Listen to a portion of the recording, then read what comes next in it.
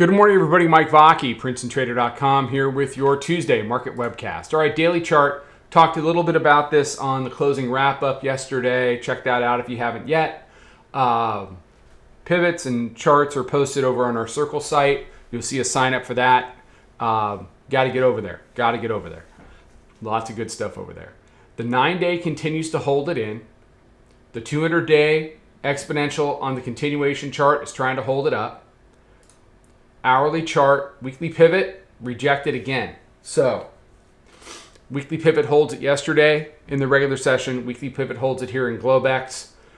Lower low here versus the prior day. Now we start to see, can 4,300 seal off? We're fighting over it. We've been fighting over it, I don't know, since 7:45 this morning. Can that seal off? If it can, then you go after this area down at 77. That would be a de facto test of that 200-day exponential moving average. So for me, the big question today is, do we close above or below 4,300? A big win for the bears would be to close below 77. And, potentially re-engage the Bollinger Band, over the next day or two. Right now it's down at about 42.55. Not out of the question. If it's going to be heavy, then it's going to be heavy. What do the bulls need to do? The opposite of what they're doing now.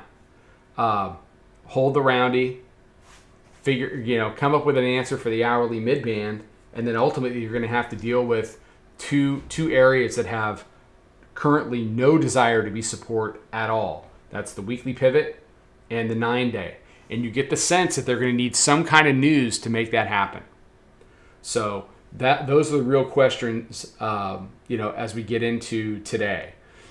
Closing below 42.77 opens the door to lower prices.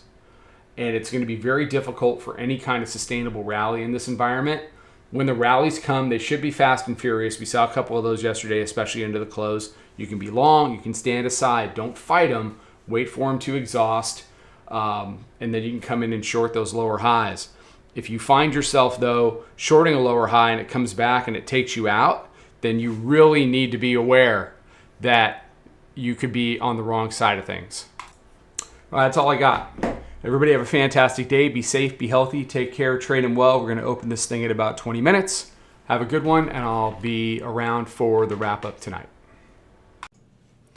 Follow us over on Twitter, Instagram, and Snapchat at Princeton Trader. Check us out on Facebook, and join us for a free trial at www.princetontrader.com. Trade them well.